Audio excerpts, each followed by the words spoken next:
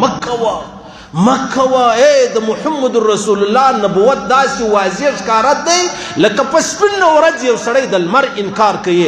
په خدای قسم تر دې لا لوړه خبره دا ده چې یو سړی مؤمن دی مسلمان دی د محمد رسول الله د نبوت انکار کوي یا شک ویني یا شبه ویني. موږ د پاکستان آئین منو، قانون منو، بغاوت نه کوو، غداری نه کوو، او که د محمد رسول الله مبارک ځای رالی اوس خو یو وطن دی چې 80,000 وطنونه سي په لا اله الا الله محمد رسول الله.